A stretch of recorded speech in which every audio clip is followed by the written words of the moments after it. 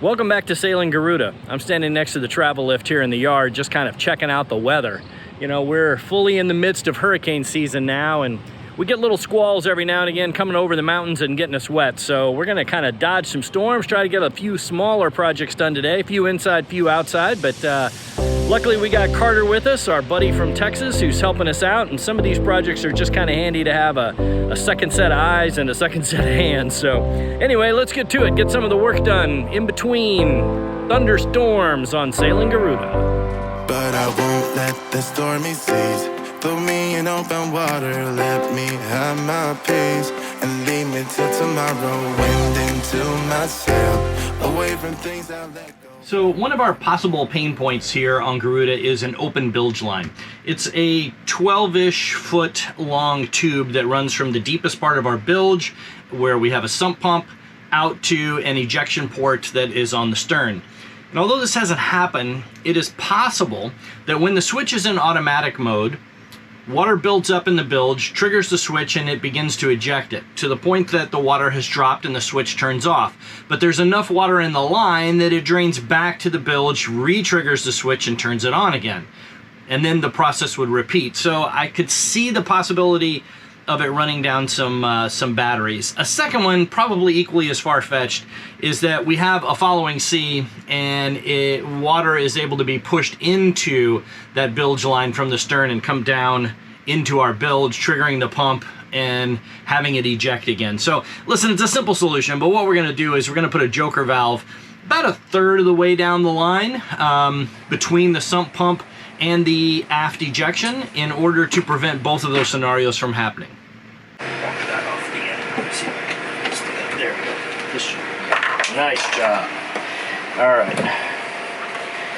We got to get that one that's way up there. Outlet goes that way? Yeah. Okay. In here. Okay. Yeah. I think we can do that. I think I have another color. Not a color, so. Okay, so let me show you the way this is going to work. Is you're going to have to slide it on as far as you can get it slid on, and then we're going to have to tighten this dude up. And if that takes another hand, then I'll help you with it. So let me try to get this a little bit loose for you. Okay, that is fairly loose. That might be a little too loose. All right, can you see what you're doing? You need a light? Yeah, I can see. What would help you? I can see.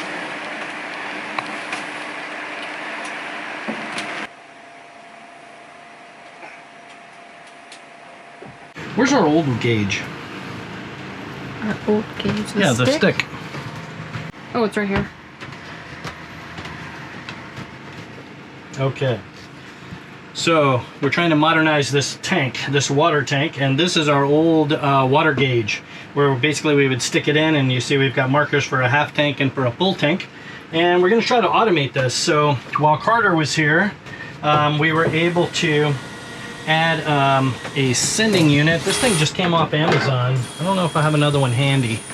It's just a straight up sending unit, like a float, an electronic float sending unit. Well, I can click it.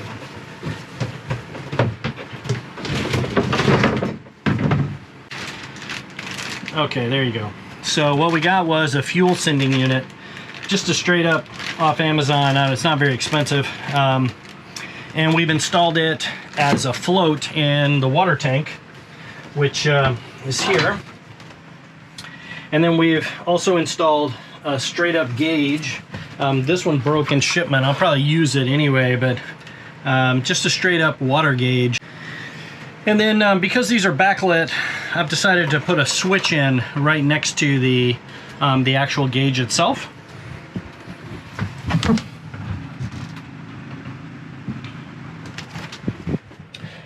And now we have to wire the whole thing together. So this is a little bit of a proof in concept, except kind of already drilled all the holes. So we'll just, you know, hope our proof of concept goes well. So the next thing is locating power and kind of altering that. So let me show you that.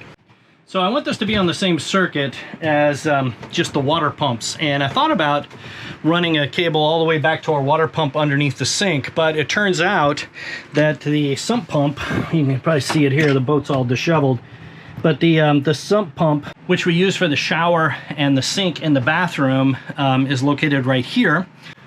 Its power supply conveniently comes from the bathroom right there and is run down through a nasty little kind of, you know, perforation or a hole, if you will, in one of the ribs here. So what I'm going to do is I'm going to move that. Well, actually, what I'm going to do is leave that in place, but I'm going to put a couple of bus bars kind of handy to this, because I don't really like the way the wiring is down below. I kind of feel like those connections ought to be as far away from the water as they possibly can be. So anyway, let's get to it. We'll reroute this.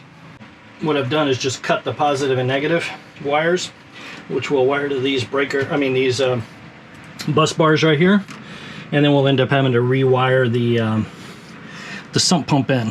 But let's get this sorted.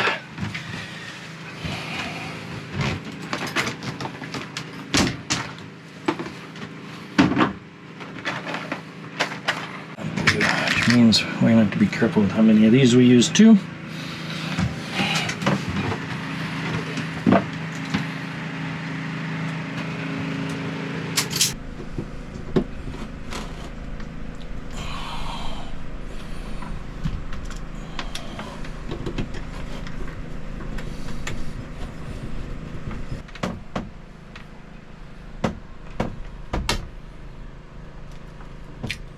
Okay, so now what we have is the old line coming to a bit of a junction box for the sump pump, which is labeled. And then we have a new line that we're running out underneath the sink in the bathroom, which just goes to the water pressure switch. And from that, we'll go out to our connections, but all cleaned up at this end. So we got a fuel gauge with a switch on it so we can turn on a light.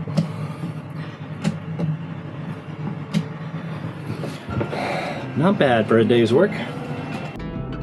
We're taking a break from the boat projects to explore a little more around Puerto Plata here in the Dominican Republic. And one of the most visited places is inland, along the Damajagua River, less than 10 kilometers from the yard. As the river runs from its original elevation high up in the mountains, a series of 27 waterfalls are formed along the rock faces of the steeper jungle slopes. This area has labyrinths, tunnels, pools, and of course, waterfalls, winding through the thickness of the forest. It's part hike, part swim, part slide, and all totally fun. Definitely our best excursion to date.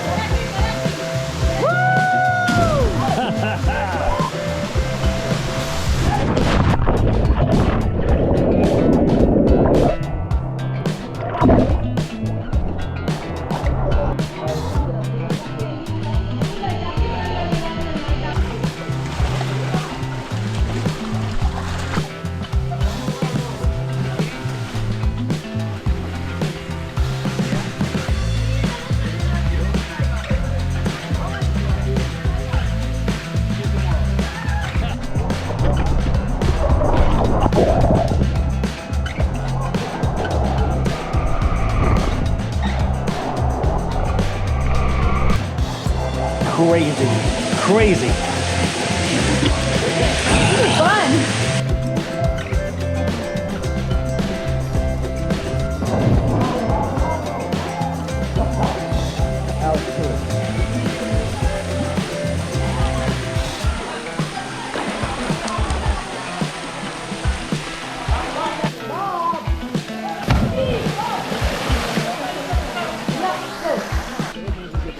Tourists started visiting this water system in 1994, and 10 years later, the Dominicans made this magical place a protected area of their own. It's actually a pretty good deal. The entry fee includes a guided tour, water shoes, life jacket, and a helmet. Oh, and lunch afterwards. And a portion of the entry fee even goes toward the development of neighboring communities. Wild green bananas. This was really cool. definitely a cool experience to go down the waterfalls. Yeah. Oh yeah. Yeah, totally recommend this. I would do it again. Do it again. So the water table's a little low. They're saying that it's been like 2 years since they've really had a good heavy rain. So some of the upper waterfalls are not available to us. We still did 7, which is plenty, by the way, coming down. But boy, you can make a day of this. This is really fun.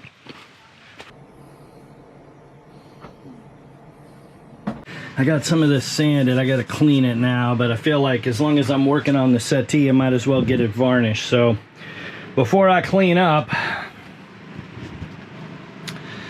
that I'd at least make some progress. So anyway, well, now that the settee frame is sanded, we're getting a good coat of paint on it, mostly just to seal it, make sure that it lasts longer.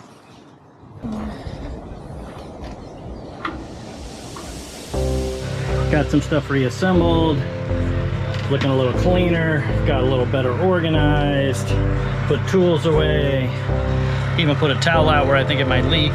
So gotta take a little break because it is hot. But I won't let the stormy seas throw me in open water. Let me have my peace and lead me till tomorrow. Wind into my sail, away from things I let go, floating on the waves. We go bottoms up, we go all the way.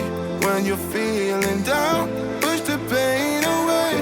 We go bottoms up.